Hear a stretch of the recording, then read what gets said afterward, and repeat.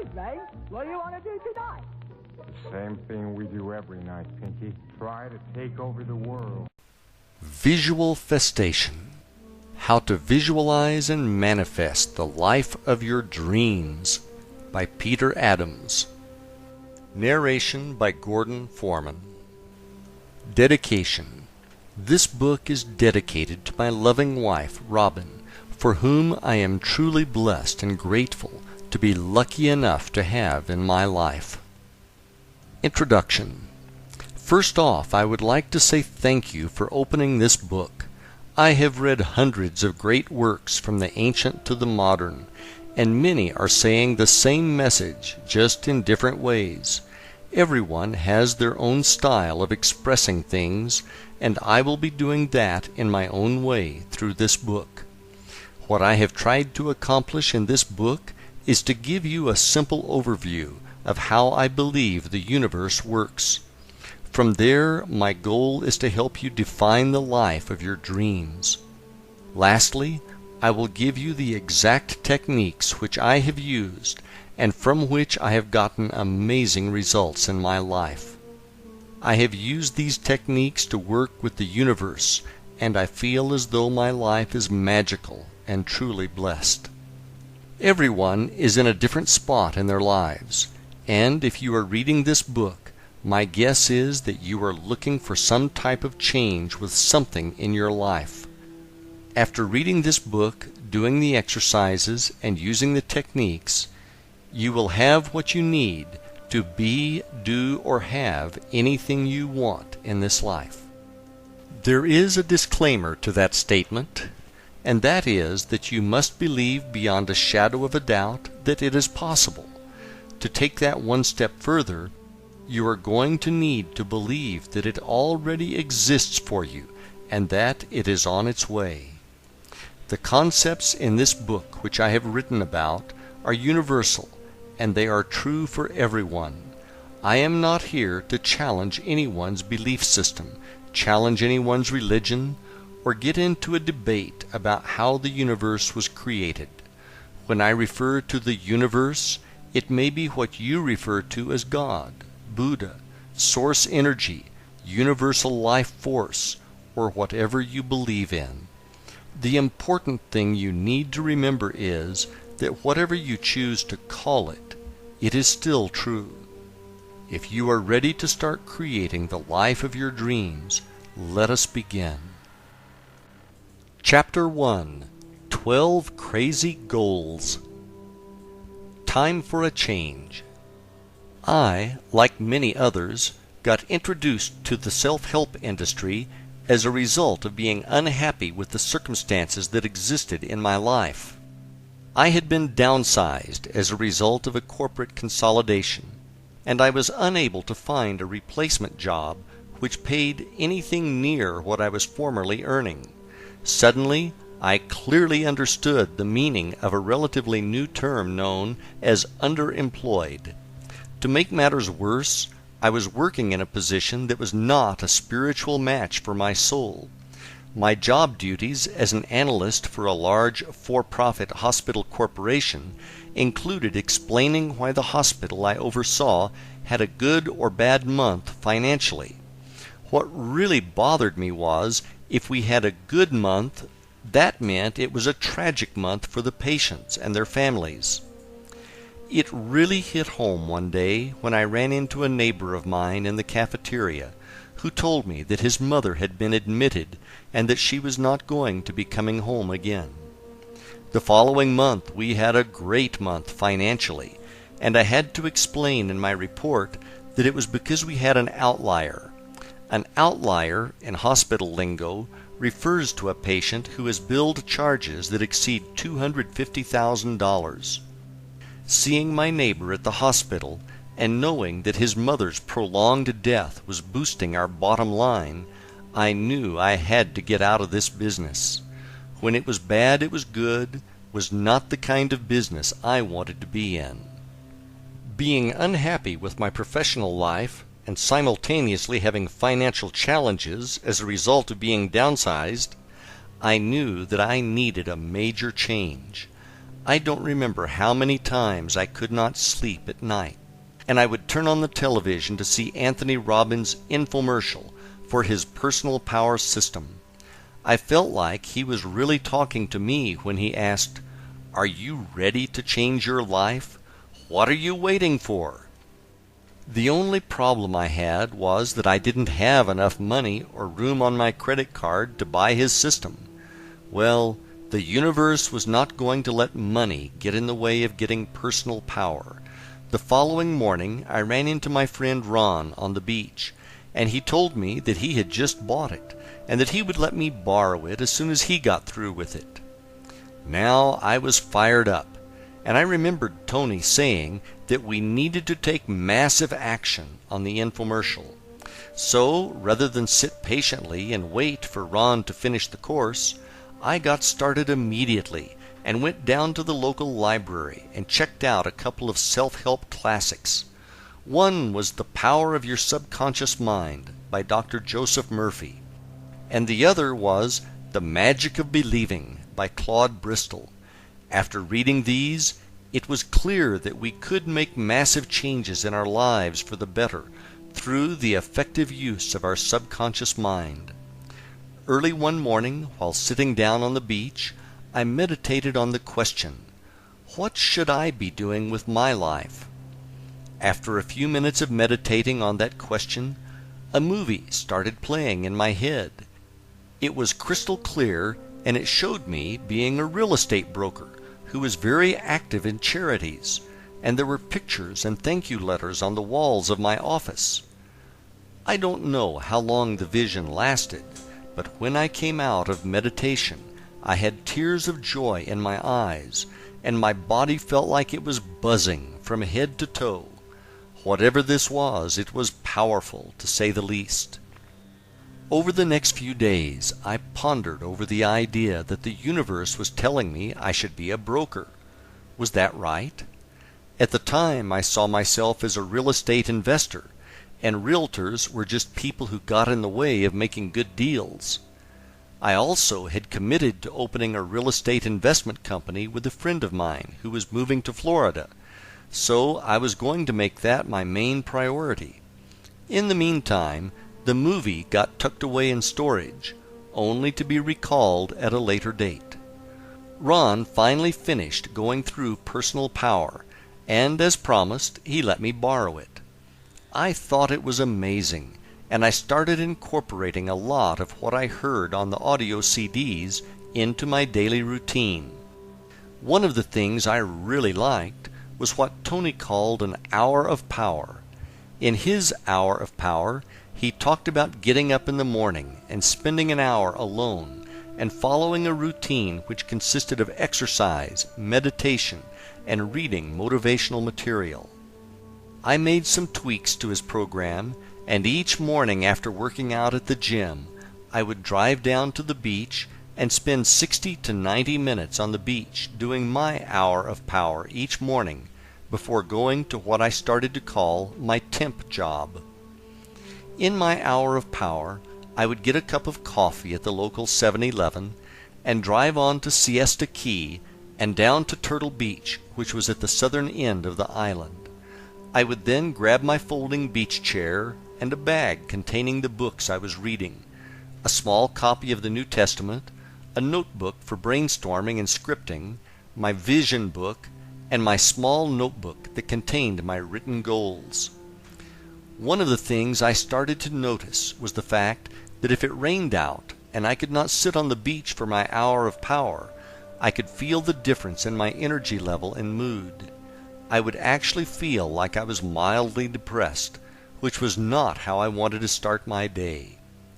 One morning, while driving to the beach, I was listening to Tony Robbins talk about traveling across Russia on a train, and during the whole trip he worked on setting goals, then rewriting them bigger and bigger, until he was at a point where his goals seemed huge. When I arrived at the beach, I decided that it was time for me to make some big goals which were going to stretch me out of my comfort zone. I took out a notebook and I started to work on goals which would cover business, health and fitness, travel, relationships, and my spiritual connection with the universe. When I got done with the list, I had 12 goals written down, which to me at that time seemed absolutely huge. I knew that if these goals came true, I would have the life of my dreams. The next thing I started to do was to work with my list of goals and try to develop what each one would look like and what it would feel like when it manifested. I put a lot of thought into this as I was serious about getting the results that I wanted. What I did next was to create a small notebook in which I included some affirmations, a few quotes from the Bible about prayer, and a list of my goals. And after each of the goals I drew a smiley face or two to represent happiness and gratitude for its coming into my experience. Goal number 1. I am happy. The first goal was pretty straightforward, and it meant that I was happy with all aspects of my life. When I would read this goal, I would get into a deep feeling of gratitude for how great it was to be happy, and I would truly experience the feeling of being happy. Goal number 2. I have no consumer debt. The second goal was a real stretch for me at the time because I felt like I was being crushed by consumer debt. I had credit cards that ended up being maxed out as a result of me trying to subsidize my loss of income from the downsizing. I also still owed on student loans that helped me finance my undergraduate and graduate degrees. The payment on the student loans felt like a car payment for a Porsche that would never be paid off, and the minimum payment on the credit cards felt like a mortgage. Between the credit cards and the student loans, I believe I owed roughly $35,000. I wish that was all I owed, but it was not. We also had car payments. Out of necessity, we bought 2 new cars before the downsizing, as the ones we had were breaking down frequently, with major repairs being needed. So add another $20,000 to the mix. Now we are up to roughly $55,000 in consumer debt, and that didn't include our mortgage of $100,000. The one word which best described this feeling I had at the time was hopeless. Well, Tony said think big, so I was taking his advice on this one. To create the visualization for this goal, I would see myself going to the mailbox at the end of the driveway. When I got to the mailbox, I would open it up to find it either empty or just containing some junk mail. I would then feel how good it was not to have any bills in the mail. At the time I set this goal, I got a sick feeling in my stomach every time I went to retrieve the mail in the mailbox, as it would be stuffed with bills, late notices, etc.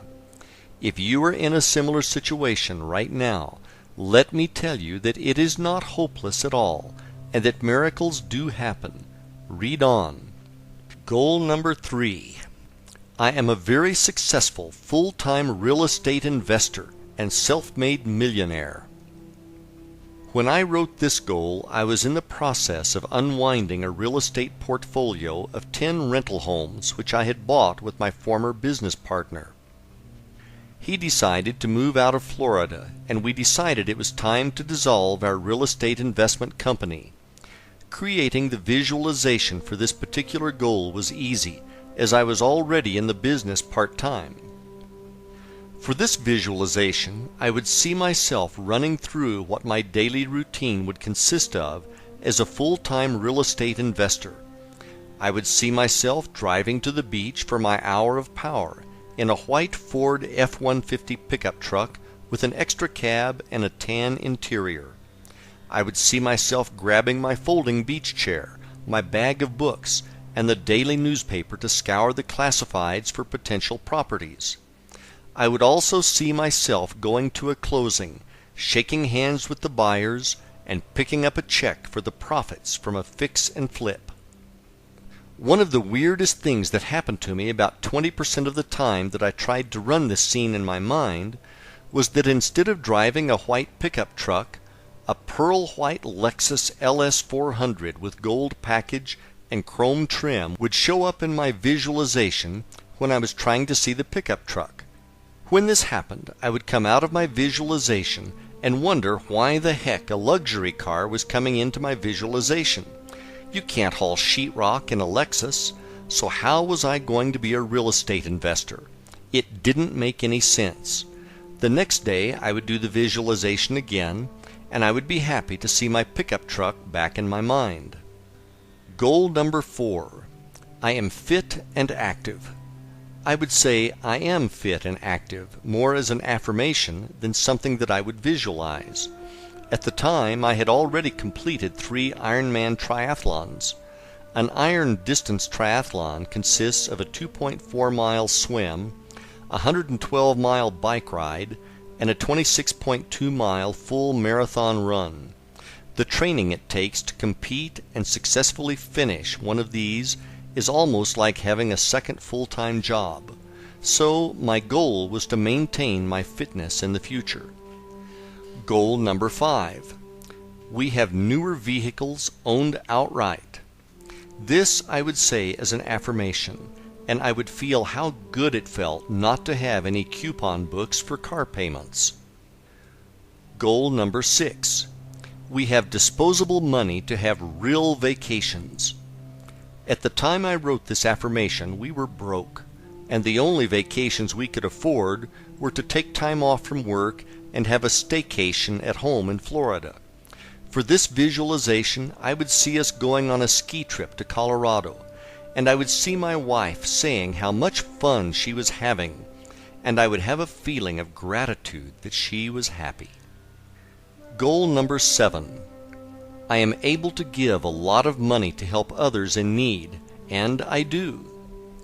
When I wrote this goal, I knew that I wanted to be a philanthropist. The reason I say that is that my wife and I had become active in Habitat for Humanity, which is a great cause. Habitat helps lower-income people afford a nice new home that they could not otherwise afford. The homeowners who get these homes pay for their down payment through sweat equity, which can often take them over a year to complete. On one Saturday morning, I asked the construction supervisor what types of appliances came with the finished homes. He said that they just came with a stove and a refrigerator. I told him that my wife and I were moving from a house to a condo, and that we would not need our washer and dryer and would like to donate them if we could. The supervisor said that Mary, not her real name, could really use them, as she was a single mother with 4 children. We had actually been working on her house together that morning. I walked over to her and said that I heard that this was going to be her house. She replied with, "Yes, isn't it just beautiful?" I then asked her if she could use a washer and dryer for her new house, and that we had a set that we didn't need. I have a hard time describing what happened next. Mary screamed out, "Yes!" in excitement, and then hugged me. When she hugged me, this amazing feeling of joy rushed through my body. It was as if my whole body was buzzing. I had never felt anything like it before, but if this was what being charitable was like, I wanted to have this feeling all of the time.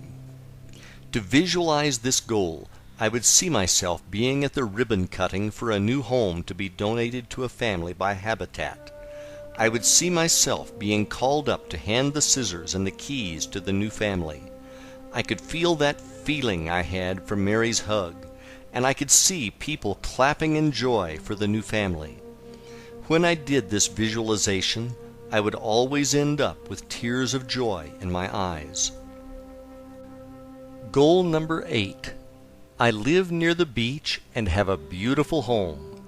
This I said as an affirmation, and I would have a feeling of gratitude for how happy I was to live near the beach. Goal number 9. I own a large real estate portfolio.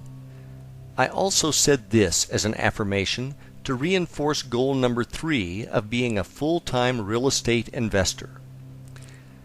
Goal number 10. I am trusted by investors and have the ability to raise large sums of money. At the time I wrote this, I only had 2 investors who were really close friends. I would say this as an affirmation with the feeling that this was absolutely true. Goal number 11. I have a great relationship with my wife. I would say this as an affirmation, and I would feel gratitude for having my wife Robin in my life. Goal number 12. I have a great spiritual relationship with God.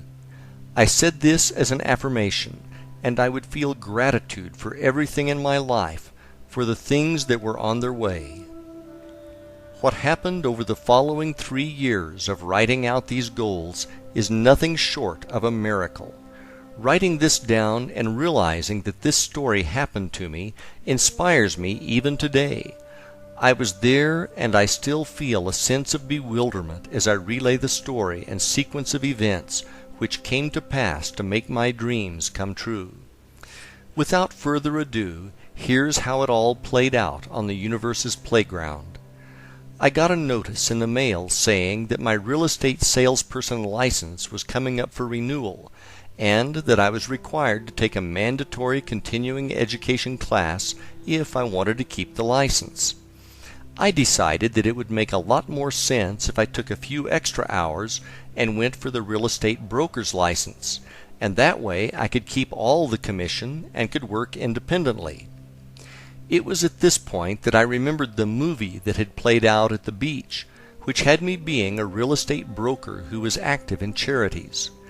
Now that I was more spiritual, I started to wonder if this was what I should have been doing before. I signed up for the classes and began working toward my Florida real estate broker's license. With my broker's license, I could open up my own brokerage company. To adhere to the movie, I decided that I would give 10% of our gross commission from each sale to charity. On a Sunday afternoon in Sarasota in the spring of 2003, my wife and I were driving down to the waterfront to have lunch at a restaurant called Marina Jack. On the way, I stopped at an ATM to get $20 out. As we drove, we started throwing around names for the new charity-based brokerage I was going to open. We finally settled on the name Benefactor Realty, and we went into the restaurant for lunch.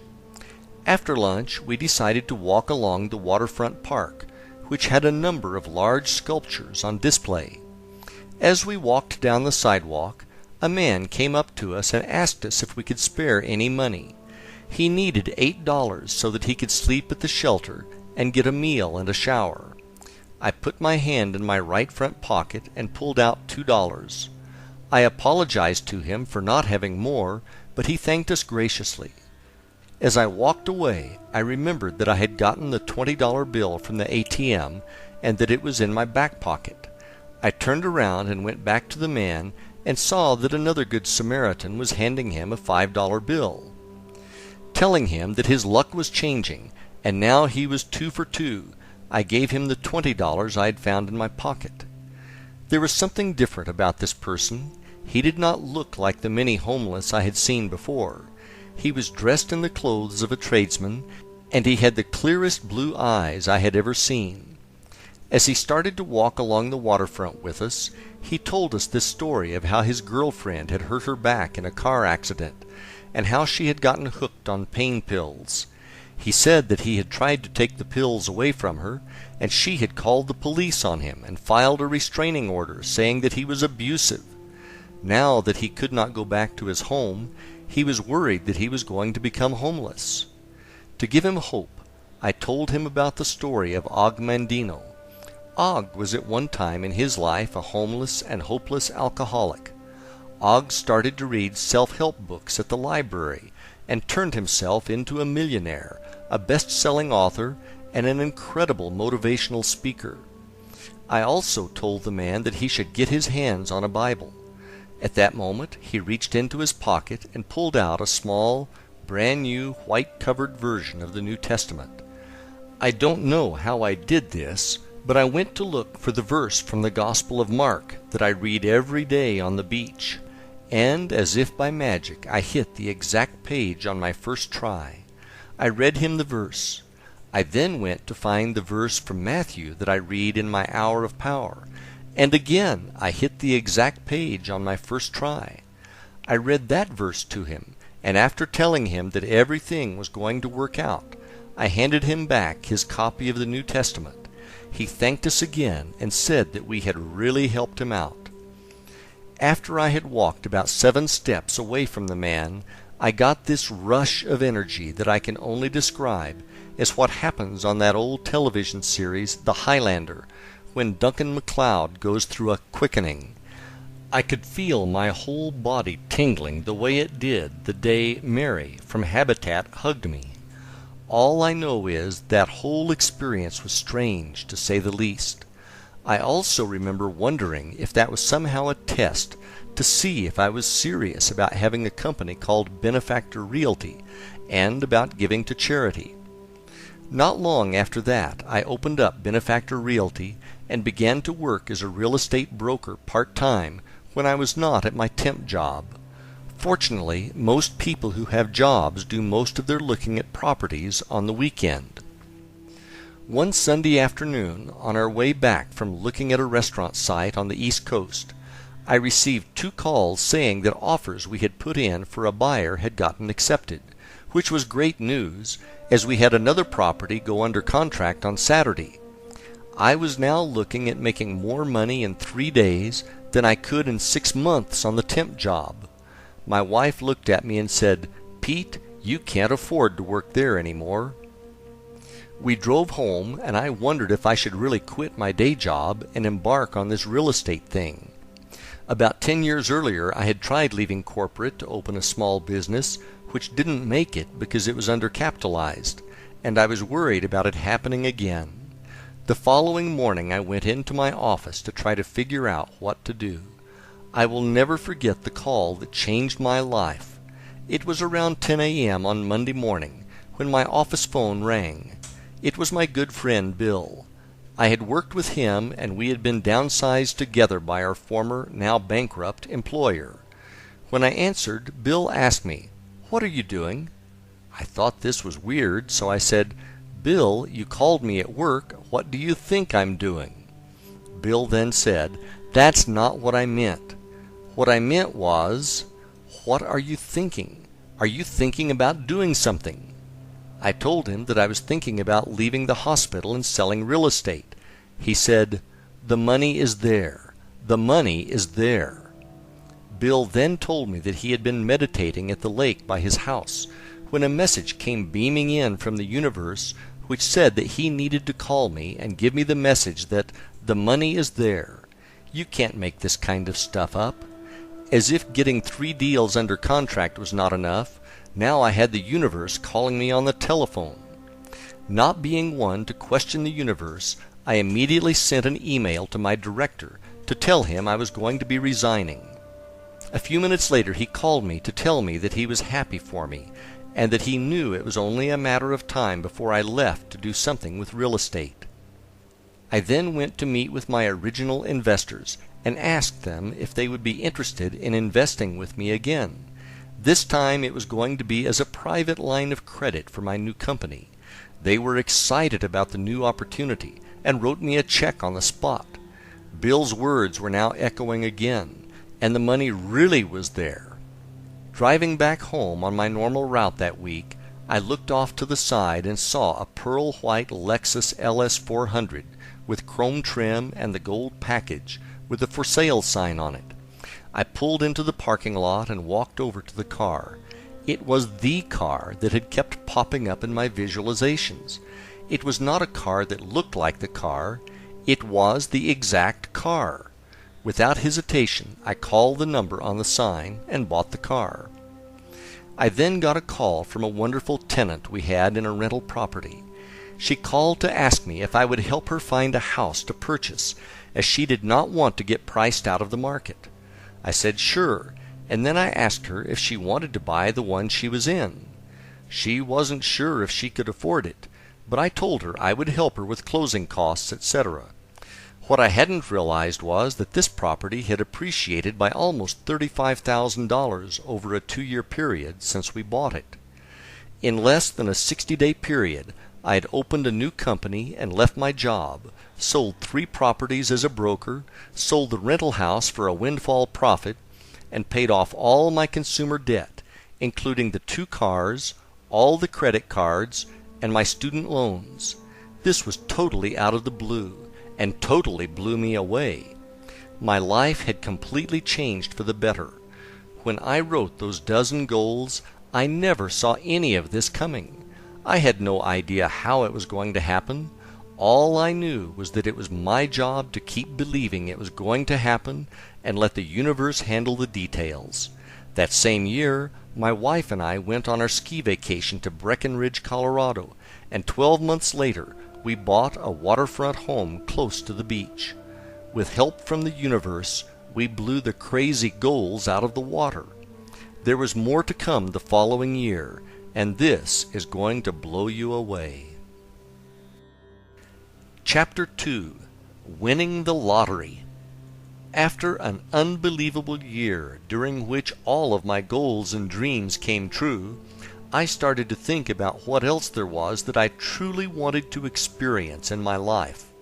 My life had become almost magical. It was clear that there was nothing that I could not be, do, or have if I practiced faith and used my visualization techniques. Being a triathlete and having successfully completed 5 iron distance races, I started to contemplate the idea of racing in the Ironman World Championship in Kailua Kona, Hawaii, which is often referred to as Ironman Hawaii, or, as it is known in the triathlon world, Kona. Anyone who has ever competed in an iron distance triathlon will tell you that being fortunate enough to compete in the Hawaii Ironman is like winning Wimbledon, the Masters, and the Super Bowl all in one day. Before I get into my next Ironman experience, let me give you some background behind the event. The history behind the Ironman triathlon. The Ironman in Hawaii is a legendary race. It came into being after a group of athletes were drinking beer at the Oahu Perimeter Relay post-race party in 1977. They were debating which type of athlete was the fittest. There was disagreement over who were the most fit athletes. Some said that cyclists were the most fit, others said runners were the most fit, and still others said that swimmers were the most fit. To settle the score, they decided to put it to the test. So they formed a new race that combined the 3 major endurance events they had on Oahu. They combined the 2.4-mile Waikiki rough water swim, the 112-mile Around Oahu bike race, and to top it off, they added the 26.2-mile Honolulu marathon course. They deemed that the winner of this race would earn the title of Ironman. The first Ironman triathlon was held in 1978. There were 15 brave and also crazy participants who competed in the first race. The really remarkable thing about it was that they did not know if anyone could possibly finish the race. No one up to this point had tried to swim 2.4 miles, then cycle 112 miles, and wrap it up with a full 26.2-mile marathon. There was no cutoff time to any of the events, and the finishers would receive a handmade Ironman statue made out of metal with a cast iron nut for a head. They felt that a nut was symbolic for the fact that they had to be nuts to try to do this. 13 of the original 15 which started the race received the statue, which is absolutely amazing to say the least. In 1982, the race was moved from Oahu to the more rural Big Island of Hawaii. Today, there are a number of Ironman races around the world, and it is a global brand and business. Every athlete who has ever competed in an iron distance triathlon owes a great deal of thanks to these pioneers of the sport. Back to my story. In the early Ironman Hawaii races, you could simply pay a fee and get into the race. Now there are a number of Ironman triathlon races around the world, and the Hawaii race is the world championship for the series. Essentially, every triathlete in the world dreams of competing in this race. Unfortunately, Now you need to be one of the fastest triathletes in the world, or you need to be one of the luckiest to win a spot at the starting line. Not being one of the fastest in the world meant that if I was going to get into Kona, I was going to have to be one of the lottery winners. Each year, the WTC, World Triathlon Corporation, who owns the rights to the race, holds a lottery whereby 200 people out of over 10,000 entries are allowed into the race, and they post the results on April 15th. After thinking about the race for about a month, and with the deadline rapidly approaching to enter, I decided to really put my beliefs to the test. I got out my credit card and put my name into the hat for the 2005 Ironman World Championship Lottery. As a member of the St. Pete Mad Dogs Triathlon Club, I knew a ton of people who entered their names in the lottery for Kona multiple times who have never gotten in. I knew that if I wanted different results, I was going to need to do something that they were not doing. The difference was visualization. Having watched the video coverage of the race that year in 2004, which had amazing coverage of the course, I decided to buy the DVD and watch it repeatedly. With less than 4 months before the winners of the lottery were chosen, I knew I had to get serious. I started watching the DVD a few times a week, and I would mentally race the Hawaiian Ironman in my mind for around 20 minutes each morning. The DVD had great footage, and the way they filmed it, you truly felt as if you were watching it as a competitor. Some of the most memorable shots were of the swim start, where you saw the competitor's feet kicking underwater directly in front of you, and you heard the narrator say, "You are in Hawaii, and you are in the Ironman." Another one I really liked showed the race leader biking in the lava fields on the Queen K, with the shadow of the helicopter which is filming him caught on tape as they passed over him. This was very helpful for creating extremely lucid visualizations. I also found a picture in the back of an issue of Triathlete magazine, which was entitled Night Moves. The picture showed some taller triathletes walking in the dark on the Queen K and a shorter, stocky triathlete running up behind them.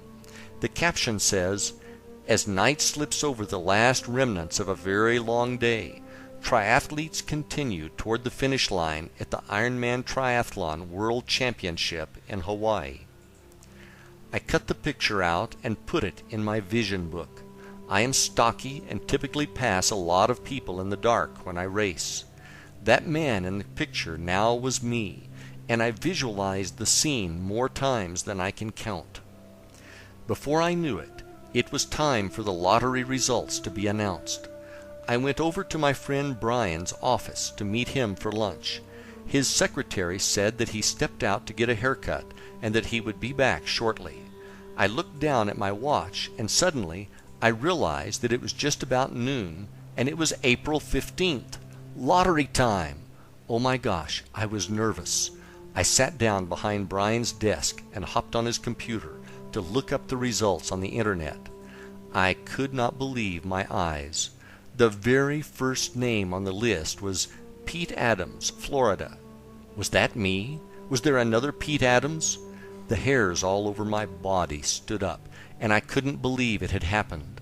Brian walked in the door about 10 seconds after I saw my name on the list. I said, "Check this out," and pointed to the web page. He thought I was playing a practical joke on him, and that I made up a fake list. Suddenly, my cell phone started ringing off the hook with numerous triathlete friends calling to ask me if I knew that I got into Hawaii. He then said, "Holy shit, dude, that's awesome." Brian was my training partner for a number of Ironmans that we raced together, and he knew what a once-in-a-lifetime thing this was. We were both stunned with amazement, and we kept repeating how we couldn't believe it had actually happened. I called my wife to tell her the news, and she could not believe it either. I remember her saying, "No way! Are you serious? Oh my God, Pete, that's awesome!" And then her cell phone started to ring, with friends calling to tell her the news. I cannot tell you the amount of gratitude I felt when I heard the news. The universe had done it again. Wow! You are in Hawaii and you are in the Ironman. 6 months later, and just like in the video, there I was standing in the body marking line carrying my transition bags and getting the number 813 stamped on my body. If you have ever done a triathlon, right before the start of the race, your nerves and emotions are in overdrive. Kick that up about 1,000%, and that is what this race feels like. After body marking, we headed over to drop off my bags, and I did a final check on my bike to make sure the tires weren't flat. Now it felt like a mini eternity as I treaded water and waited for the start of the race. The cannon went off, and the swim portion of the race was on. As I swam, I could see the feet kicking in front of me, and I heard the narrator's voice in my head saying, "You are in Hawaii, and you are in the Ironman." It was just like I was in the 2004 DVD. I mean, really like I was in the DVD. I seriously started to wonder if I was really here, really in Hawaii, really in the Ironman, or if this was a dream I was having that just happened to be very real. The swim is my weakest event, so after emerging from the Pacific, I didn't have a hard time finding my bike, as there were very few left in transition. I hopped on my bike, and the adrenaline really kicked in, as there were people everywhere cheering us on. In town, there is a loop at the beginning of the bike course, and I passed my wife and friends who were cheering me on 2 times before leaving town. After passing them at Hot Corner for the final time, I rode up Palani Road and then out to the lava fields on the Queen K Highway. Out on the Queen K and heading out past the airport, I finally settled down and got into a good rhythm on the bike. It was very desolate in the lava fields, and again it looked just like the DVD. You have plenty of time to think on a 112-mile bike ride, and I again started to wonder if I was really here or not. I started to wonder if I might actually be dead, and God was letting me do the race as part of heaven. I'm not joking when I say this. I even started to wonder if I was in a cycling accident and maybe I was in a coma or something. In this race, drafting on the bike is not allowed. So when you pass someone, they are supposed to fall back and keep a 3 bike length gap between racers. About 35 miles into the bike course, I found myself in a section of the course that had a series of rolling hills. I was taking turns passing and being passed by a female racer on a green Griffin tri-bike. She was lighter than me, so she typically passed me on the climbs, and being heavier, I passed her on the descents. This went on for about 10 minutes, and then I rode up next to her and she looked over at me. I asked her point blank, "Are we really here?" Her response was, "Yeah, I know what you mean. It's surreal." At least I was not the only person having these thoughts. I felt better, but I still wondered if it was a dream. I started to make my way up to the turnaround at the town of Hawi, and the winds were getting really strong. It was a serious crosswind, but at the time I confused it for a headwind, and started to look forward to the tailwind I was going to have on the way out of town. After stopping at the bike special needs station and eating my Ironman racing meal of choice, boiled ham and white cheddar cheese on white bread with yellow mustard, I hopped back on the bike to make my return ride back to Kona. Heading out of Hawi, I realized there was no tailwind waiting for me. Instead, it was headwind part 2. I was now pedaling my brains out and only going 17 miles per hour downhill. I should have been going around 40 miles per hour down a hill like this. Now I was starting to worry about making the bike time cutoff. I finally made it back to Queen K and back to the lava fields. When I was making the turn, I saw a racer who had a different style bike hydration system. It looked more like a tank. He hadn't hit the winds on the climb to Hawi yet, and I felt sorry for him. All I could think was that I was glad I was not that poor bastard. I didn't know it at the time, but his name was John Blaze, and he was known as the Blaze Man. He was out here doing the Iron Man while suffering from an incredible pain from a deadly advanced stage of incurable ALS, more commonly known as Lou Gehrig's disease. He had a special hydration system because he could not catch bottles at the aid stations, as the disease had taken away his ability to grab and hold things. John was a spokesman for ALS and was an amazing human being. John made it to the finish line that day in Kona. Unfortunately, a few years later that horrible disease took his life. Heading back through the lava fields, all I could think about was how much easier it was on the way out. As I rode, I could hear a helicopter getting closer, and before I knew it, it was above me, and the shadow of it passed directly over me and my bike. It was exactly the way it happened in the 2004 DVD. The only difference was that I was not the race leader. The shadow thing freaked me out, and now I was almost convinced that I was not here.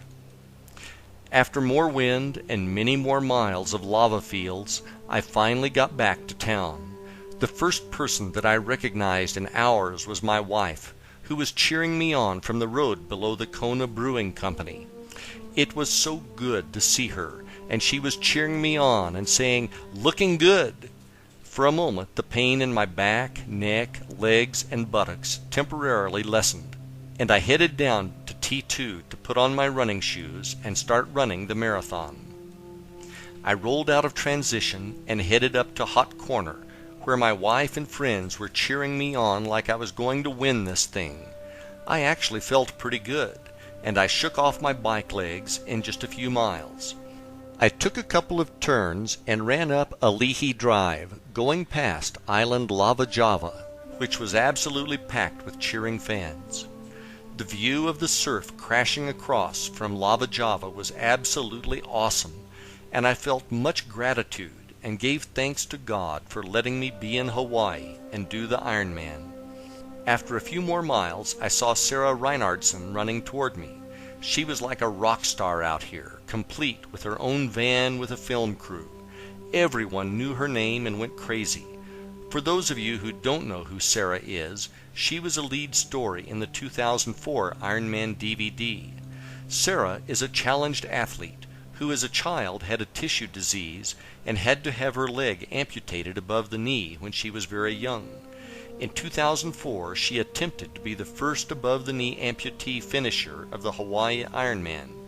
If you watch her story on the 2004 DVD, you'd better have some Kleenex handy, because it is a real tearjerker. In the 2004 race, Sarah didn't make the bike time cutoff and was not allowed to continue on. In 2005, she was back in the race with a fitted bike from Trek with the words "Unfinished Business" painted on the frame. When Sarah and I passed for the first time, I knew that she was going to make it this time. She was running strong, and she had a smile on that made everyone around her feel good. Sarah knew she had this one in the bag, so it was time for her to enjoy her journey. I finally caught up with Sarah and made the pass.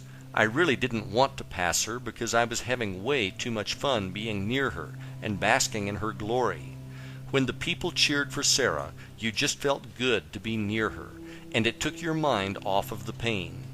It was almost like a contact high. If she could be out there doing this grueling event on one good leg, you'd better not start feeling sorry for yourself. After heading out of town and watching a beautiful sunset over the Pacific, I started out toward the airport and the infamous Energy Lab. At this time of day, the Energy Lab was not viciously hot, which it is famous for when the pros come through. On the way out, I got to see Sarah again. She was pretty hard to miss with the film crew chasing her with mics and spotlights in hand. Now it was really dark out, and I remembered the photo from Triathlete magazine that I cut out and put in my vision book. I was really the guy in the picture now, as I was running up on the other racers who were walking. Now all I wanted to do was get back to town before I got in a wreck with some overzealous fan on a mountain bike. The course now was pitch black, with the exception of the aid stations, which had lights powered by gas generators. all I had to do was keep running to the next set of lights, where I would be greeted by the nicest volunteers in the world, and I would make it home. The mantra now was just keep moving, just keep moving. I finally made it out of the darkness and reached the outskirts of town and back to civilization. With every step I could hear the announcer and the cheering crowd get louder and louder. I ran down Palani and through Hot Corner and took a left. Now I was running parallel to where the finish line was, and I was close, but not there yet. My everything ached with every step of that run on the final few miles back to Alihi Drive. As I got closer, I remembered the advice that a friend of mine gave me when he heard that I got into Kona. He had done the race a few years before, and he said, "Whatever you do, don't race hard down the finishing chute. Take your time and enjoy it. You will never forget it as long as you live. Trust me." The last 2 miles felt as long as the previous 24. Where was the turn? I kept thinking. Finally I saw a police officer blocking traffic, and I knew that was where it was. It is about time, I thought, and I turned right and ran downhill onto Alihi Drive. What was to happen next was one of the most memorable things that has ever happened to me. I was running down Alihi Drive, and there were children and adults from the crowd running up to me and high-fiving me. They wanted to share in this incredible moment, and it felt absolutely amazing to have them there. I finally arrived at the entrance to the finishing chute, and I could see the finishing line in sight. I have been to a lot of races, but I have never seen anything like this.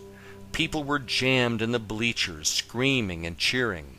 The finishing chute had people lined up shoulder to shoulder on both sides, screaming and banging noisemakers. There was so much energy here that you probably could have lit up a city with it. It is something you have to experience in person to appreciate. I took my time and ran down the final steps of the chute and crossed over the finish line. I don't have words to describe what that was like. It was almost like you never wanted that moment to be over, even though you spent the entire day wishing it would be. After crossing the finish line, I was given a fresh lei of flowers which smelled amazing, a towel, and my official finisher's medal. A moment later, I was greeted by Robin and friends at the finish line who wanted to help me out in any manner possible. I told them I was all set, and that all I wanted was to head up to the hotel room so that I could drink a cold beer and take a hot shower. As I made my way through the crowd of spectators, everyone I passed said "Great job" or "Congratulations," and all I could do was say thank you. Thank you to all the fans. Thank you to all the volunteers. Thank you to the original 15 racers from 1978. Thank you to my wife and friends for their great love and support. Thank you to the race gods of the Big Island for watching over me. Thank you, Lord, for this amazing experience, which I will always remember with great joy and gratitude. As they say in the Ironman world, anything is possible. I hope this story has made you a believer of the same. Chapter 3: The Vision House. In the spring of 2004, my wife Robin and I watched a story on the Travel Channel on Breckenridge, Colorado. I had written in one of my journals one morning on the beach that one of my goals was a ski vacation in Breckenridge under my Places to Travel list. A few months later, I was talking to my new friend Doc, whom I met through a real estate course, who had lived in Colorado. I mentioned that I wanted to check out Breckenridge, as I had seen a special on TV. Doc said that he had a timeshare in Breck and that we could use it, as they didn't think they would get out there that year. I went home that evening and told Robin about it. Suddenly, I ran out to the trunk of my car and found the notebook from the beach and showed it to Robin. "We are enjoying our ski trip to Breckenridge." The hairs were standing up on my arms. It was working again. We ended up not taking the timeshare, but instead booked the week we wanted before Christmas. We are now having real vacations. We went back out to Breckenridge for vacation again in December of 2006. One morning, on our way out to go snowmobiling, we drove past a subdivision that had beautiful log mansions overlooking the 10-mile range. After snowmobiling, we decided to drive through the subdivision to take a look at the homes. By now, we understood the power of visualization, and I knew I wanted some new material for my vision board and vision book. We drove around the subdivision until we found the house we thought had the best view. We took a picture of the house along with a picture of the view it had. After arriving home, I had a friend of mine print them off in color, and I put the two pictures in my vision book. These pictures to me represented my ideal scene, because if we lived in a house like this as our second home, we obviously were very successful. What I would visualize was that I would be having conference calls with our asset managers, and after these meetings I took the afternoon off to either go skiing or play golf, depending on the season. Many times, if I found myself unable to sleep, this was the visualization I would use to burn into my subconscious mind before falling back to sleep. I probably did this visualization over 500 times. In the summer of 2010, we decided to escape the Florida heat and work remotely from Breckenridge, Colorado. We found a very small furnished cabin to rent off of Craigslist that was only about a mile from the subdivision where we took the pictures in 2006. That summer, we rode our mountain bikes through the subdivision and took more pictures. We really loved that summer out in Colorado, so we decided to look for an annual rental. After going to a yoga class on one Friday afternoon in July, Robin returned home to search the internet for an annual rental. After an hour or so of searching various websites and not finding what she was looking for, I suggested that she check out Craigslist. On the second page of ads, she found a home that sounded very interesting. She started looking at the pictures and she said, "Pete, you have got to see this house." I walked over to where she was working on her computer, and when I looked at the pictures, I realized it was the house in my vision book. The hairs on my arms stood up when I saw the pictures. I was in complete amazement. I asked Robin who the contact person was for the ad. She told me the name, and for some reason I knew I had heard the name before. I did a search on the name in my email, and I found the name connected to an ad off Craigslist for a garage apartment I had inquired about back in March of 2009. I asked the owner if she could send me some pictures of the apartment. She did, and once again the hairs went up on my arms when I looked at a picture taken out of a window, and the view was almost identical to the one I had in my vision book. Now I realized that my vision house had come in not once, but twice. I replied to the email from March 2009, and we called the owner and set up a meeting with her on the following morning to see the home. She gave us the physical address, and we drove by the property a few minutes later because we could not wait to see if it was the same one. 5 minutes later we knew beyond any shadow of a doubt that it was the same house as in my vision book. We couldn't believe what was actually happening. The next morning we drove back over to meet with the owner and to get a tour of the house. The owner was very nice, and we spent 90 minutes meeting with her over coffee, learning about their beautiful home. I don't know if I can describe the feeling of total awe and amazement that was going through my mind and body as we toured the house. Looking out the windows and seeing the same view I had been seeing in my visualizations was almost overwhelming. We talked with the owner regarding what a strange coincidence it was for us finding each other twice off Craigslist in 2 different years on 2 different ads. We didn't mention the pictures from 2006, the vision board, or the visualizations of doing conference calls with the asset managers, etc. We were worried that she would think we were delusional and had stopped taking our medication or something. We told her that we were interested and asked her to send us an application. We then drove off to go mountain biking in Colorado Springs, and the rest of the day we kept asking ourselves whether or not that had really happened. It was so unbelievable that it was almost too much to comprehend. It proved that creative visualization worked. I mean, really worked. These experiences were manifested, and it had nothing to do with fate or coincidences or whatever. We all have the power to create the life and circumstances in our lives which we desire. I hope that you have found my experiences to be an inspiration to you. Chapter 4. Quantum Physics and Energy. Quantum physics is a very complicated subject, and I honestly cannot say that I am an expert on the topic. Rather than make this a technical discussion on quantum theory, I prefer to simplify it for you. In short, everything in our universe, when broken down into the smallest building blocks, is one thing, and that is energy. Everything you see, feel, taste, etc. is composed entirely of energy. You may never have thought of this before, but you are also comprised of energy. If you looked at your body through a very powerful microscope, you would see that, at the smallest level, you are in fact energy. To take it one step further, your spirit or soul, whichever feels more comfortable to you, is also energy. In this case, it is divine energy. Is it a wave or a particle?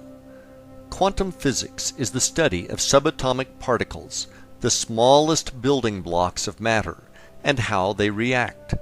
One of the most fascinating things that scientists discovered is that when they measured subatomic particles, depending on the test performed, the result was that the particle could either be a particle or a wave. It was actually a probability amplitude, whereby it was simultaneously both a particle and a wave. If that wasn't strange enough, they then did further experiments and concluded the observer affected the outcome of the experiment just through observation. The truly amazing thing this proved was that the researchers' thoughts were affecting the outcome of the experiments. Thus, thoughts were actually real things, which had the energy to shape the outcome. What this told us was that the entire universe is made of this energy, and that outcomes could be manipulated by our thoughts. At this energy level, we are connected to source energy, which is also the level of creation in the universe. Chapter 5. It is all in your mind. Your thoughts are things, and they are creative in nature. Unfortunately, almost everyone in the world does not realize that they share in the creation of their own life through the thoughts that they think. Many people believe that they live in a predetermined life that is guided by fate, and that they are just along for the ride. Nothing could be further from the truth. To make it a little clearer, imagine that you are both the leading character as well as the screenwriter in the movie called Your Life. The script is written by the thoughts you think, which then attract the scenes in your personal movie called Your Life. If you don't presently like the way the scene Your Life is playing, rewrite the script to change the scene. Most screenwriters unfortunately suffer from writer's block when it comes to writing the next scene. As the screenwriter, you can create any movie of your life as long as you believe that you can.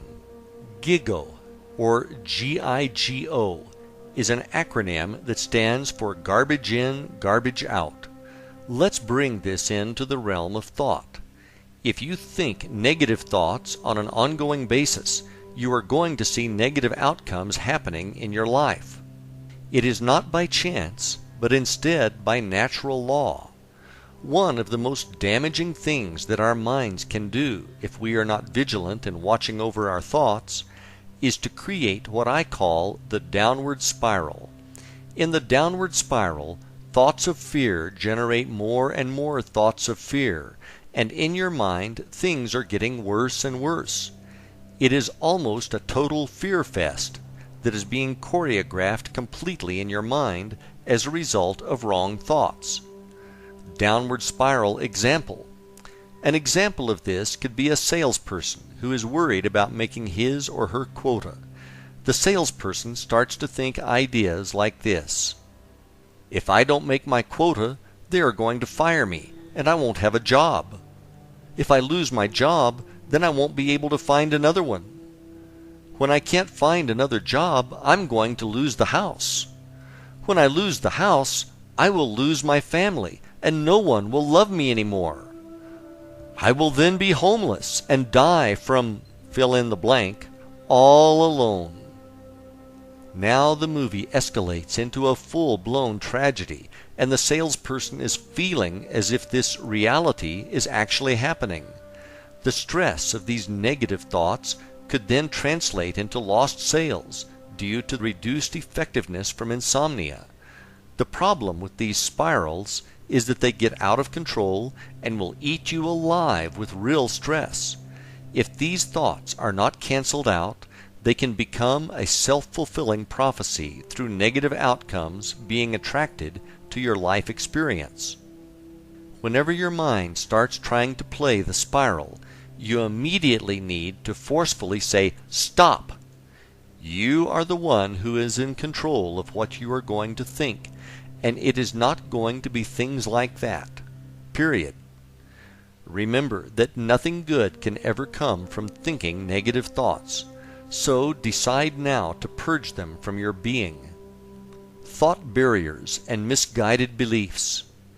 It is not my intent to give everyone a prepackaged excuse as to why they are not living the life of their dreams through what I am going to say next. The truth is, from the time you were born to where you are right now, you have been subjected to brainwashing. This brainwashing took place when you did not even realize it was happening. It could have been positive, but more than likely you received negative reinforcement. Most likely, the greatest amount of brainwashing you received came from your parents, and the brainwashing continued to be administered by relatives, friends, community, religion, formal education, etc. You were bombarded with negative misinformation, which you became convinced was the truth, as it was being told to you by your parents who knew everything, right? Unfortunately, young minds are easily poisoned from the misguided beliefs of a person they love. The greatest tragedy is that these false beliefs continue to exist at some level in your mind. The most common example I hear on a regular basis is, "I can't be, have, or do what I truly want because of blank." Question: how do you know that if you have never tried? Answer: I just know I can't because of blank. Now that you are older, it is time for you to drop the limiting beliefs that are in your head as a result of your life up until now. If your parents or whoever instilled in you the belief that you cannot do, be, or have something, drop those beliefs now. Another common flawed belief many people have is that somehow they are not worthy of having the life of their dreams. Where did that idea come from? It is not serving you, so drop the idea that you are not immediately. You are worthy. You were sent into this experience to live the life of your dreams and were given free will to attain it. Limiting beliefs oftentimes are so strong that they keep people from even trying. What have you told yourself in the past that you could not do? Be honest. We have all done this many times in the past. The past is the past, so let's drop this mental baggage that has been weighing you down for so many years and move on. The sooner you do this, the sooner your life is going to get better. You are working with a universe of infinite possibilities and infinite resources. You are not living in a world of lack or limited resources. That may be how it appears to you on the physical plane, but that is not the truth. The truth is The more you have, the more there is. The universe is constantly expanding, and everyone can have everything they want, if they believe they can, and if they are willing to do their part. What should I be thinking? That is a good question, and the answer is straightforward. You should be thinking about what you want in your life, and not worrying about what you don't want in your life. I am sure you have heard the common phrase, "When it rains, it pours." What you may not have realized is that it is a time-tested example of the law of attraction in action. As an example, let's say your automobile breaks down, resulting in an expensive repair at the garage. After you pay the mechanic, you hop back in your car, and all you can think about is how broke you now are. 10 minutes later your cell phone rings, and it is your spouse calling to tell you that the air conditioning stopped working. With dread, you start to worry about how you're going to afford to pay for it. Then you realize the traffic ahead of you is stopped, and you notice too late and plow into the back of the car in front of you, badly damaging both of your vehicles. The next day, your boss asks you why you need an advance on your paycheck, and you respond with, "You know what they say, when it rains, it pours." What you think about and focus on is going to show up, so you need to be sure that what you are thinking about is a match to what you want to manifest in your life. If it is more money that you want, you need to get into the feeling that you already have plenty and are blessed with abundance. If this is the first time you've heard this, it might sound delusional, but it is not. The feeling in this case is a vibration that is being sent through your thoughts out to the universe. A mismatch in vibration will be corrected over time by the universe. In this case, it may be the temporary appearance of a money shortage. If you refuse to buy into the appearance and hold steadfast to your belief by feeling that you have plenty, the universe will bring the circumstances needed to match your vibration. The universe can do this in an infinite number of ways, one of which might be you suddenly land a huge client for your business, or, out of the blue, you receive a check from Uncle Bob, who just sold his company for $10 million and is feeling generous, or a $1 million idea comes to you about an invention you are working on. To people on the outside, this will just look like luck. There is no such thing as good luck or bad luck. There is such a thing as positive or negative expectations. These expectations that you have, whether positive or negative, will attract either good circumstances or bad circumstances, which will show up in your life. We are going to go through some exercises in Chapter 8 that will help you define what it is that you say you really want. Once we have defined it, we can then build upon that to create the techniques we will use later in the book. Chapter 6. Feelings and Gratitude. Simply put, like attracts like. So, you need to do a really good job of monitoring the thoughts you are currently thinking, as they will lead you to a state of feeling either good or bad.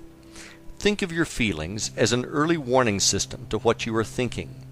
If you feel bad about something and continue focusing on it, you are going to amplify that bad feeling. Through amplifying that bad feeling, you are going to attract into your life more of what will make you feel bad. That is absolutely not going to be a favorable thing for you when you get more and more things to feel lousy about. One of the best examples I have heard about the law of attraction is this. Imagine that the universe is a giant mail-order company, and the way that you place your orders is through the thoughts you are thinking. On the other side, imagine that there is a shipping clerk filling your order. The shipping clerk does not know if size 8 will fit you. All the clerk knows is that is what you ordered. Therefore, it must be the size you wanted. Sometimes these orders get shipped to us with bonus extras, which could be really good or really bad for that matter, based on what we are thinking. The good thing about all of the orders we place is that they can be canceled before they are shipped through a change in our thinking. The best thoughts by far that we should be thinking are thoughts that give us a feeling of gratitude. Through feeling gratitude, we are telling the universe thank you. When we feel gratitude, we are connecting directly to source energy through love, which is the most powerful force in our universe. When you express a true feeling of gratitude to the universe, you are doing a lot more than giving thanks for your current blessings. You are also setting the stage for more good things to be brought into your time-space experience, so that you have more and more to be grateful for. When you express gratitude for the things that have not yet shown up in your experience, that is even more powerful, as you have now taken a goal or an intention and converted it into a form of prayer.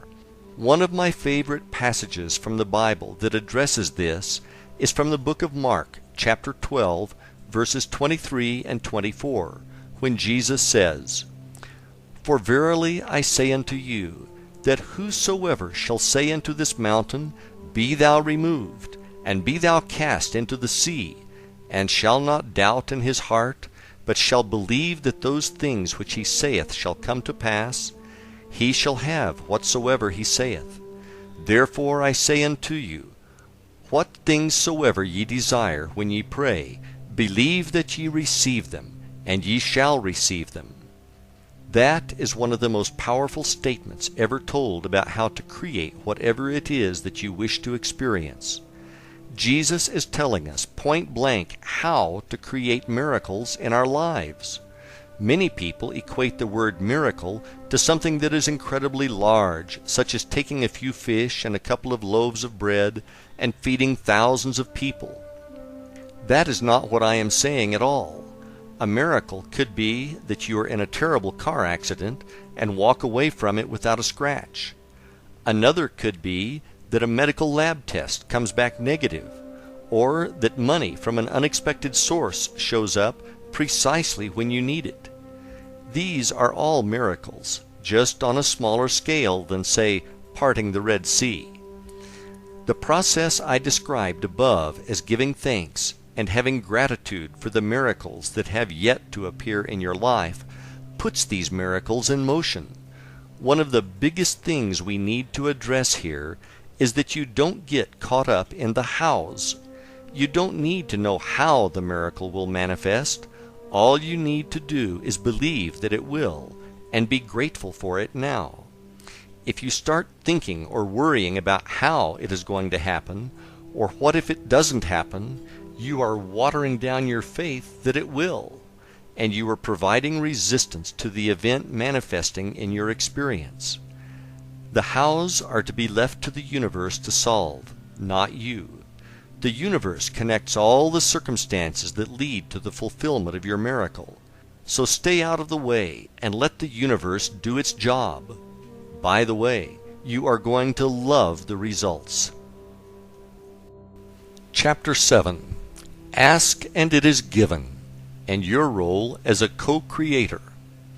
There have been numerous books, this one included, and recently a movie, all about the law of attraction and the process of creation. Ask, believe, and receive was told to us over 2,000 years ago by Jesus, and was recorded in the Bible in the book of Matthew, chapter 7, verses 7 and 8. Ask, and it shall be given you. Seek, and ye shall find. Knock, and it shall be opened up unto you. For every one that asketh receiveth, and he that seeketh findeth, and to him that knocketh it shall be opened. A question that you may want to ask yourself is why, after all this time, do we still not get it? My personal belief is that a lot of people have been told by various religions that somehow God is separate from them, and they are not worthy, and if you don't follow our dogma, you are going to spend the rest of your days in a hot place, and they don't call it Florida. In fact, nothing could be further from the truth. There is a piece of the Creator inside you, and you do have the power to create miracles in your life. I wrote this book to convey that message to you, and to share the techniques I have used successfully to create the miracles in my life. One of the things I think most books fail to get across is that you need to take action. This is what I define as the co-creator piece. In your role as co-creator, there are a number of job duties that come with the position, such as the following. Decide what it is that you want, why you want it, and be able to create desire for it. Believe that you do have the power within you to create anything. You need to get into the feeling of already having it. You need to have gratitude and believe that it is already on its way to you. You need to avoid anyone who says that for whatever reason you cannot be, do, or have what it is that you say you want. You need to practice the techniques I am going to share with you on a daily basis until you receive what it is that you want. If there is something you need as a skill to do whatever you say you want, you need to take specific action and acquire those skills. You need to make a permanent commitment to remove procrastination from your life. You need to stay out of the hows and leave that job up to the universe. The universe reorders itself to make your miracles come true. You don't need to know how. You need to develop the skill of endurance, as this is a lifelong journey, and there will be times when you may doubt that everything is working. If you fulfill your duties as co-creator, you will have whatever it is that you say you want. The universe will see to it. Chapter 8. Defining Your Dream Life. 3 not-so-simple questions. Ask yourself, what would I be if there was nothing that I could not be? What would I do if there was nothing that I could not do? What would I have if there was nothing that I could not have? These are not philosophical questions. These are very important, very deep, and very personal questions. These are not questions that you can answer quickly, unless you have already been asked and answered them before. The answers to these questions will tell you what you really should be doing with your life. This is no time to be thinking small, so I want you to come up with answers to these questions that are so huge that if they happened, you would be so completely blown away beyond your wildest dreams. When you are working on the answers to these questions, don't let your mind say things to you like, "You can't do that," or "You'll never have that." Your mind is just talking trash, so tell it to be quiet. The whys. Take your time answering these questions, and feel free to supersize your order. If you can imagine it, you can have it. Once you have your major life goals written down, I want you to write each one down on the top of a separate piece of paper. Below that, I want you to write out all the reasons why this goal is so important to you.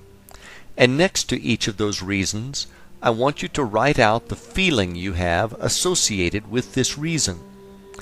Your feelings are the real underlying reasons why you want to achieve these goals.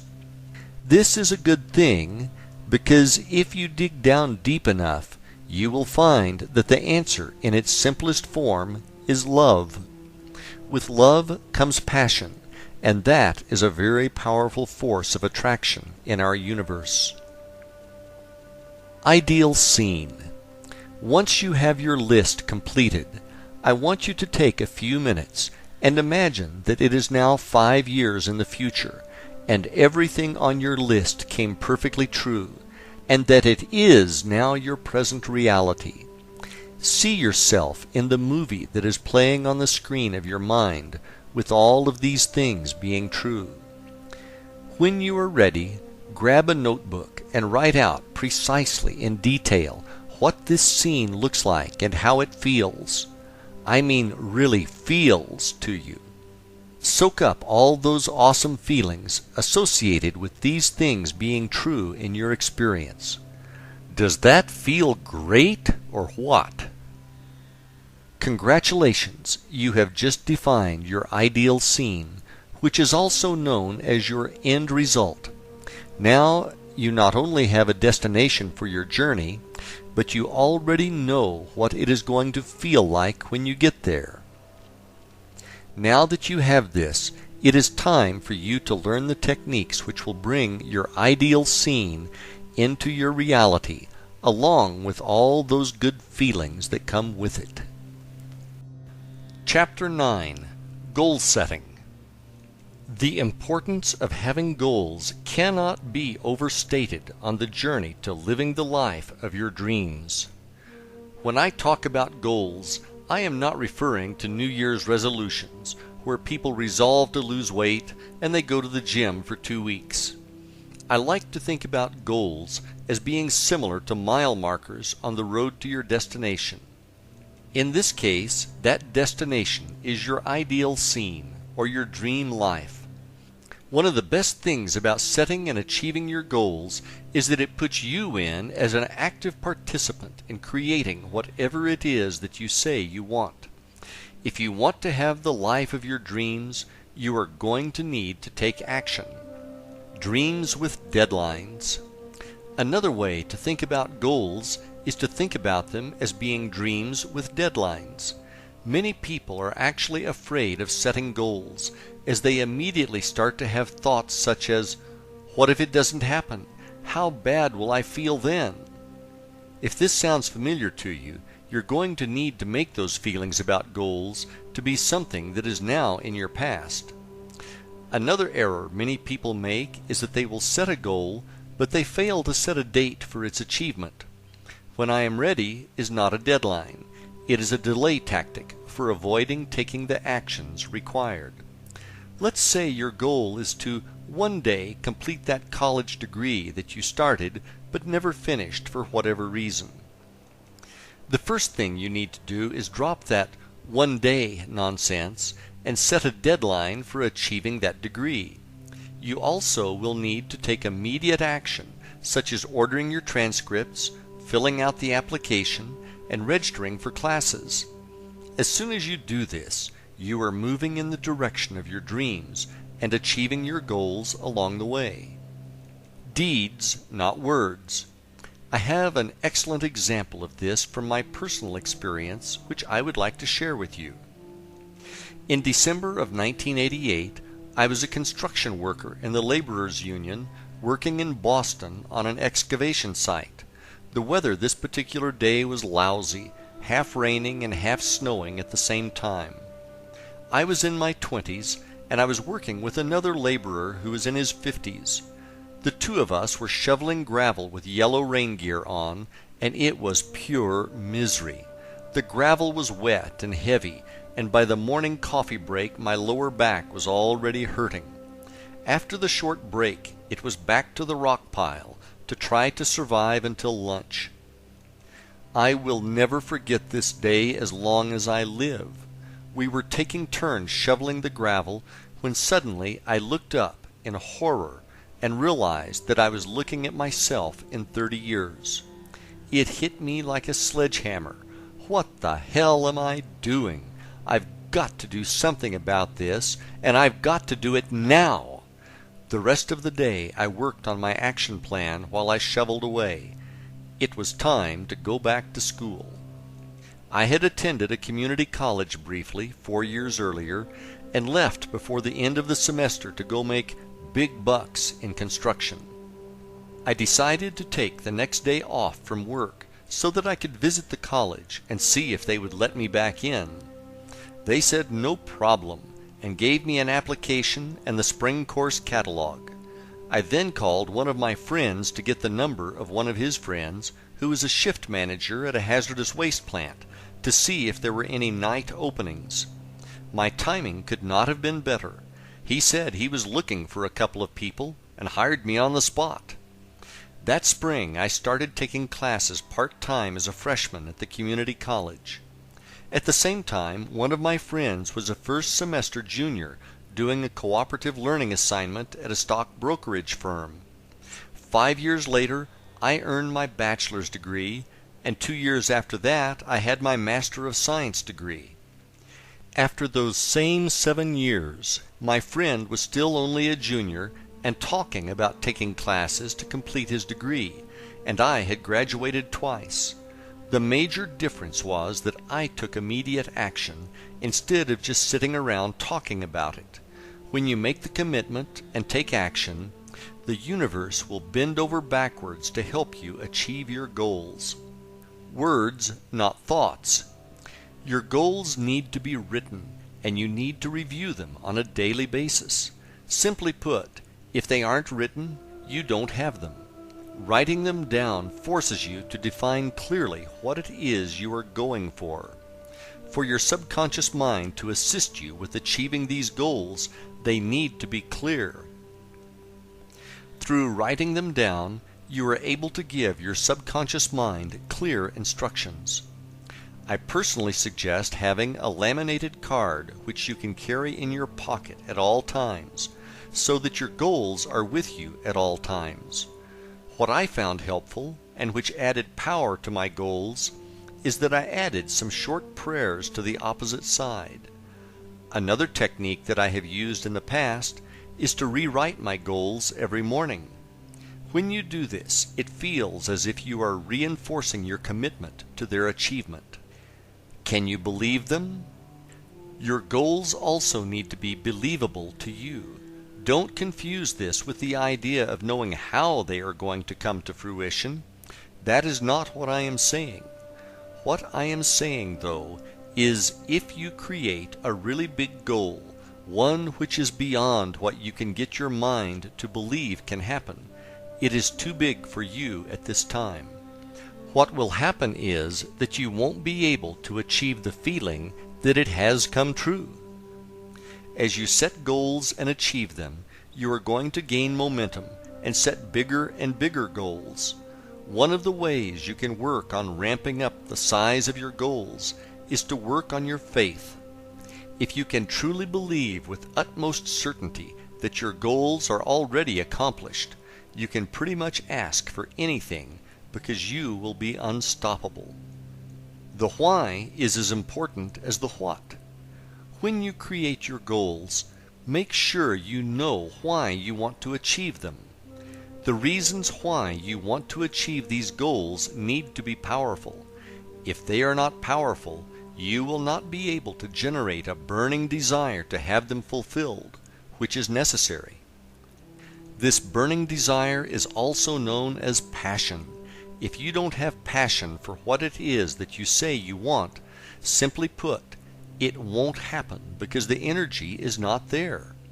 With passion for their fulfillment, you will be able to generate very strong feelings of gratitude for their coming into your experience ahead of time. This is a crucial step in the process of manifestation. In the present. Lastly, when you write out your goals, you must write them in the present tense. What I mean by that is, when you write them down, write them as if they have already manifested. Let's say one of your goals is to finish college. You would write that goal down as, I am a college graduate, rather than, I am going to finish my degree. The difference between the two statements may seem subtle, but it is huge. The first one puts it in the present as already being done, while the latter places it as a possibility in the future. All of your goals need to be written in the now, and as already being a reality. Doing it this way, you will be able to generate the belief and the feeling of gratitude for it already being done. Chapter 10. Vision Books and Boards. If you have read the earlier chapters of this book, I am sure you are going to be interested in what I have to say about vision boards and books. My personal experience has been nothing short of miraculous when I look back to what I have put in my vision book and which has manifested into my reality. In case this is your first exposure to vision boards and books, I will give you a quick explanation on how to create one. I will then tell you how I used one to successfully help me manifest things into my physical reality. Let's create one. The first thing you need to do is create the list of goals for which you have passion. Once you have done this, the next step is to gather pictures of what the attainment of these goals looks like. As an example, let's say your goal is to take your family on a vacation to Disney World. What you could do then is to get some marketing brochures from Disney which are filled with photos of families having a great time at the park, and cut out the pictures of the families having fun. More than one picture is preferable, as it will give you more material to work with. Once you have these photos, you can fasten them to either a book or a board or both. Take your time doing this and make sure you find the best pictures you can. Remember, this is your life we are talking about, and okay is not going to cut it. So make sure you find pictures that you can look at and generate the feeling of truly having what the picture represents to you. Where faith and belief is such a crucial part of the manifestation process, I highly recommend finding some spiritual verses that resonate with you and adding them in as well. In my vision book, I have some powerful verses from the Bible which I typed on my computer and printed out. I then inserted them into transparent sleeves and then placed them in a 3-ring binder. What I found to work best with me was to alternate the pages of verses with the pages of the pictures.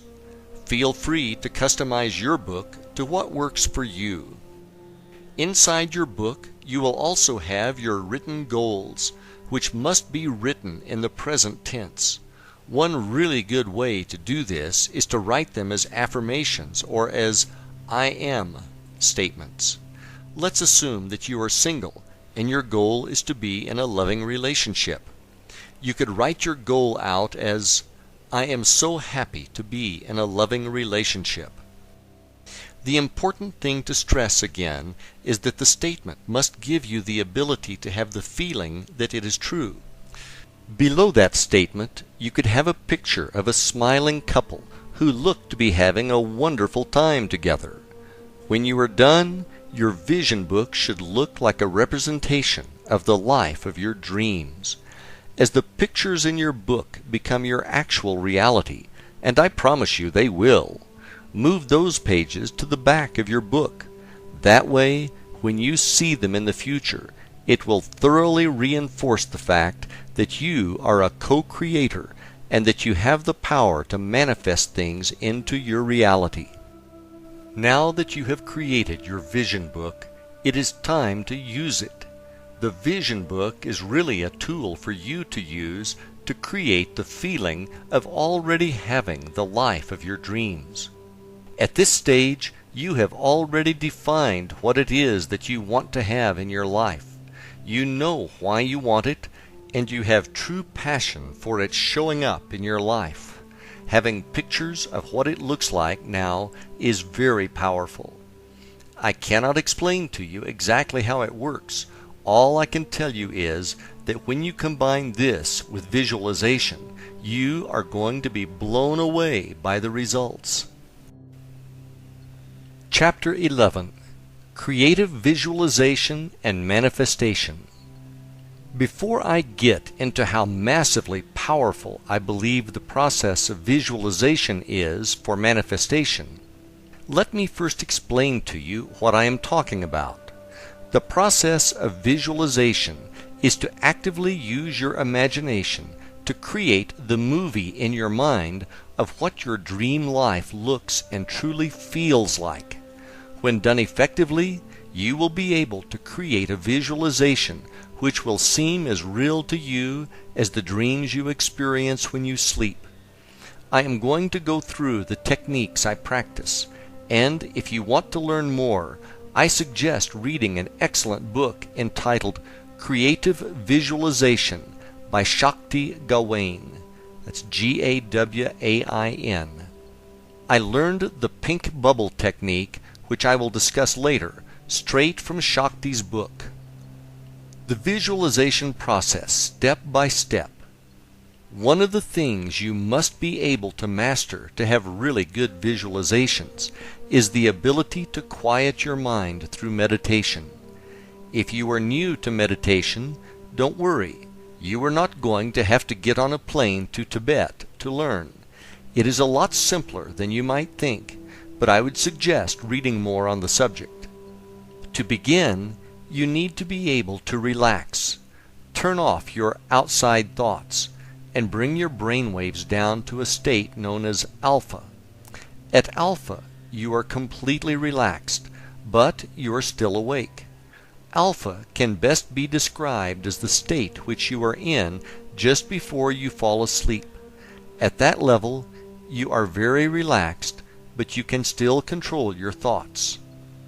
One of the techniques I use to get into alpha is to sit in a comfortable chair, close my eyes, and relax, and then count backwards from 15 to 1. I actually see the numbers, and I relax more and more as I count down. Finally, at 1, I arrive at alpha, and I am completely relaxed. Once you are at alpha, you can begin your visualization process. When I first started to practice visualization, I would get into alpha and imagine a beam of white light passing through my body from the heavens to the center of the earth, and it would flow in and out with each breath, and after a handful of breaths, I would feel a sense of connection with the universe. Once I was at this level, I would begin my visualization process, which would last between 5 and 10 minutes, and I would step into my dream life, or ideal scene, where all of my goals had manifested. An important note I would like to add here is that when you are in your ideal scene, you are not visualizing about how it is to come about. Instead, you are enjoying being in the end result. One of the most important things you must have when visualizing is the ability to generate the feeling of joy and love that it has come true, and to bask in that good feeling. We live in a feeling universe, and these good feelings you experience are going to attract more experiences for you to have good feelings about. Eventually, these good feelings will be accompanied by the actual manifestation of the end result into your reality that you are now visualizing. Before you come out of your meditation, imagine the ideal scene now surrounded by a pink bubble, and get into a feeling of total joy and gratitude to the universe for bringing this to you. The next thing to do is to see the pink bubble float higher and higher, getting smaller and smaller as it rises to the heavens and eventually disappears. Now slowly open your eyes and realize that you have done your part, and the universe will bring it to you. Know and feel this to be true without any doubt. In the pink bubble technique just described above, the color pink is associated with love, which is the most powerful force in the universe. The bubble floating to the heavens represents detachment from the outcome, whereby you are not worried about it coming true because you know that it is true. My personal successes. I personally cannot tell you how truly powerful I believe the power of creative visualization to be. My personal belief is that when we are practicing the techniques, we are truly operating as co-creators with the universe and operating in the field of infinite possibilities where anything and everything can be created. There is going to be a time delay between practicing your visualization exercises and when the things you want to show up in your reality arrive. If you were someone who could operate at the vibration level of a Christ or Buddha, the time delay would be much shorter. The most important thing you need to do is believe with faith that it is done and on its way to you, and that it is only a matter of time before it shows up. The coolest thing is when it does show up, you will never see it coming ahead of time. When you look back, though, sometimes you will be able to connect the dots. A great example of this is when what appear to be challenges in our lives show up. Sometimes the challenges are precisely part of the universe's plan, and they are actually events needed to create the circumstances for our dreams to manifest. We don't realize this because we are not able to peek behind the curtain to see how it is all actually happening. Don't become disappointed by mistaking challenges as anything other than everything working out perfectly. When your dreams manifest, and they will, you will see that it was all part of a master plan to get you where you say you wanted to be, do, or have. Acting as a co-creator and through using creative visualization, I have and continue to manifest miracles in my life. If you regularly practice visualization, the miracles that show up will be yours. And is that going to feel good or what? I do need to make you aware of something before we close this chapter. Sometimes, for whatever reason, you are going to have days where you seem unable to get into the zone and will have difficulty visualizing. On an occasional basis, this happens to me as well. Don't worry about it. When this does happen, and it will, just work on one of the other techniques, such as scripting, which we will discuss in the next chapter. This will keep you on track and focused on your path to the life of your dreams. Chapter 12. Scripting. Scripting, which is sometimes referred to as journaling, is a great technique I use regularly to get into the feeling that my dreams have manifested. It is a really easy exercise to do, and it is great when you are pressed for time. There is something very powerful about writing words down on paper.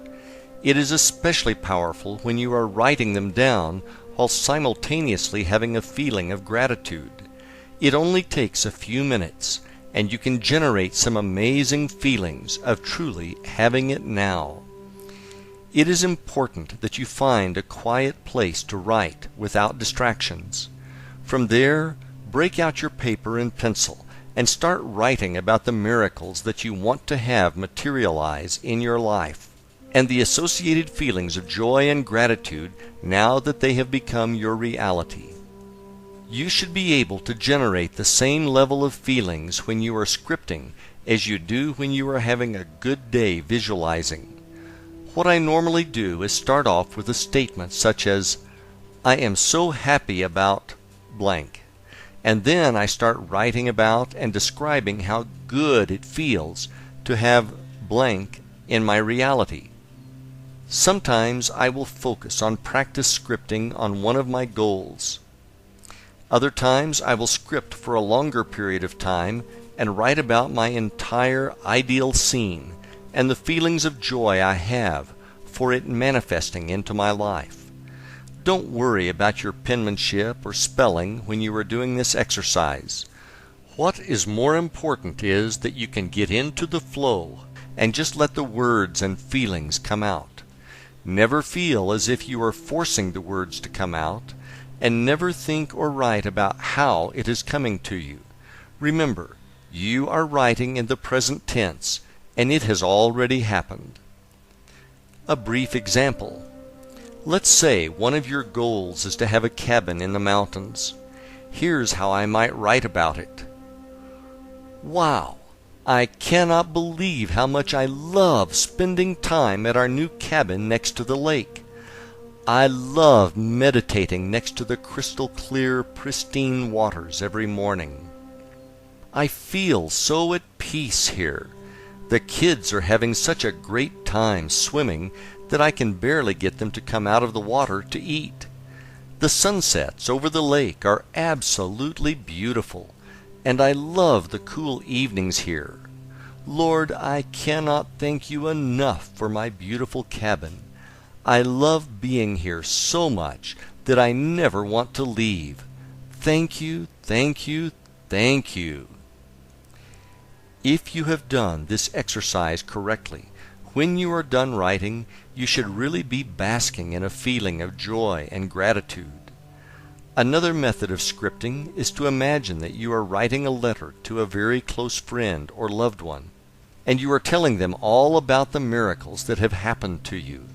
The more detailed you can be about your feelings and the experience, the better. You can use scripting to improve any area of your life that you wish to change. One of the things that I do when I am scripting is to add the pink bubble visualization technique when I am done writing, thereby releasing it to the universe to manifest it back to my reality. Chapter 13. Affirmations. Affirmations are powerful statements that you repeatedly say aloud back to yourself. The idea behind them is to put your subconscious mind to work on bringing these affirmations into your reality.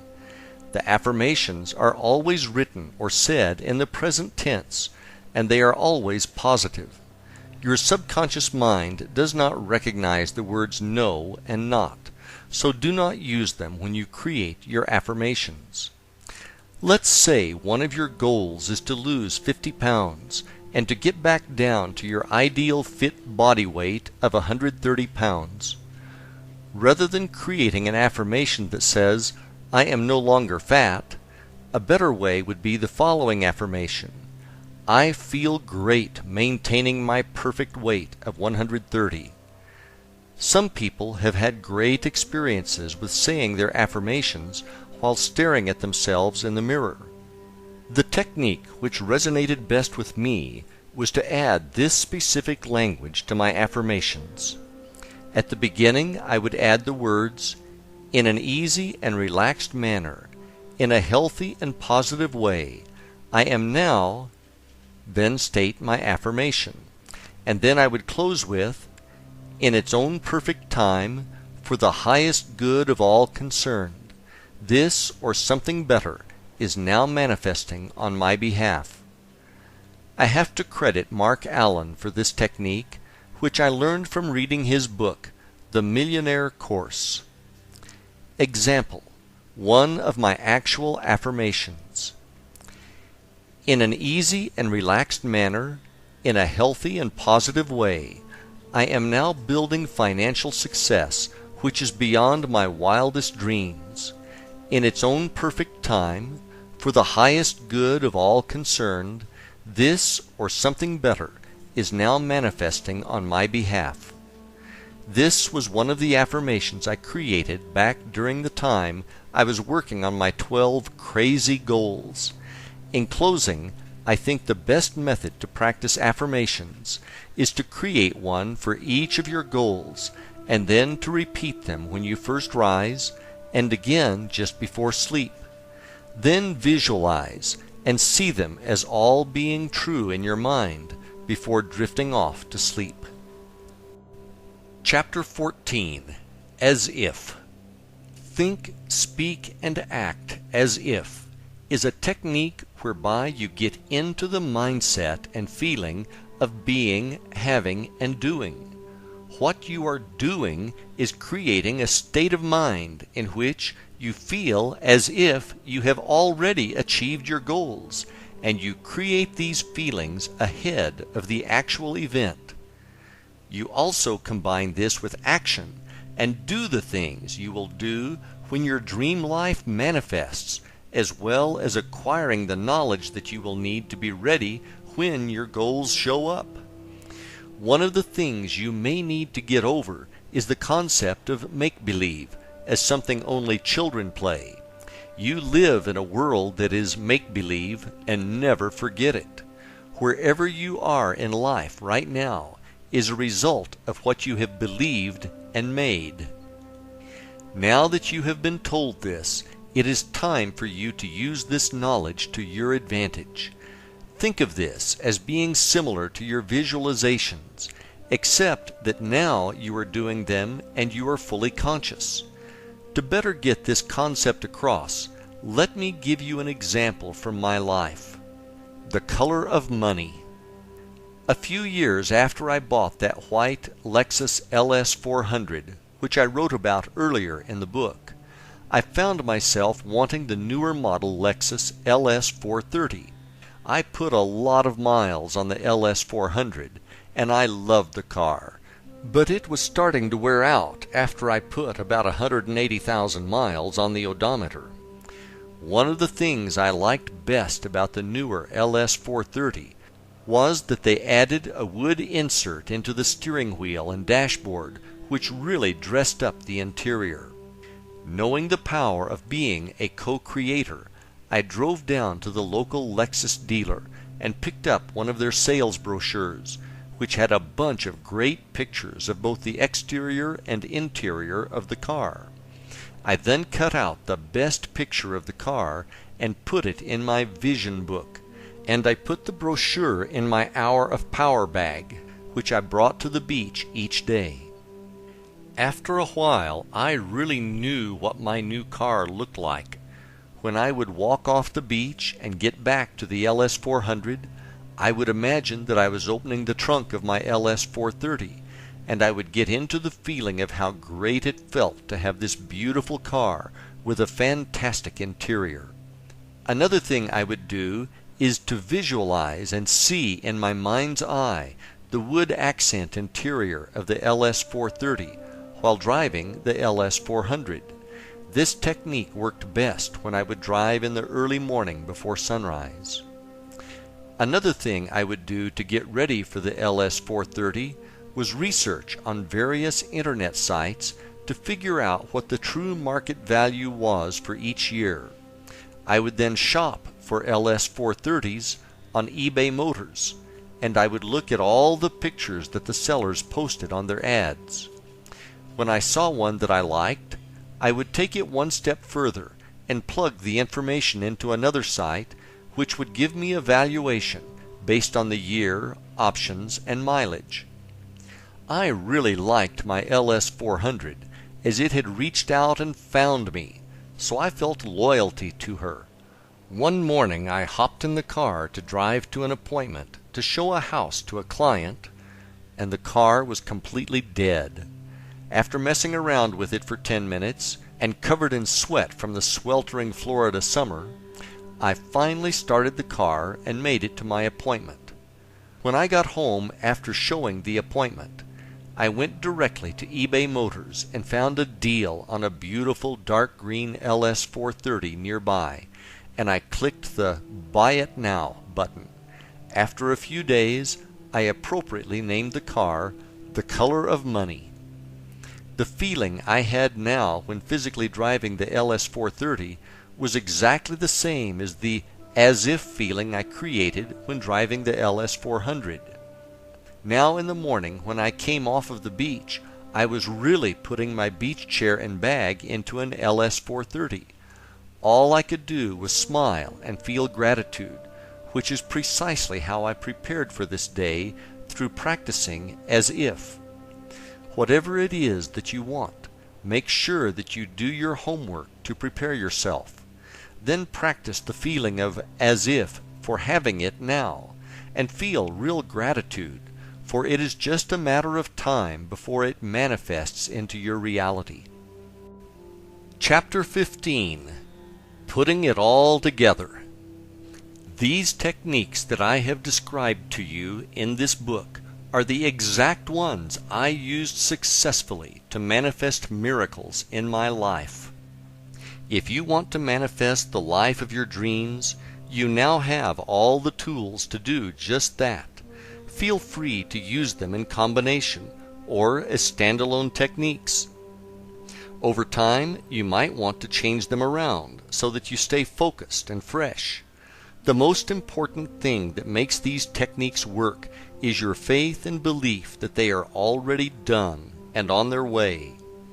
I hope that the miracles which I have manifested successfully using these techniques have made you into a believer in the fact that you are a co-creator and that you have the ability to truly create the life of your dreams.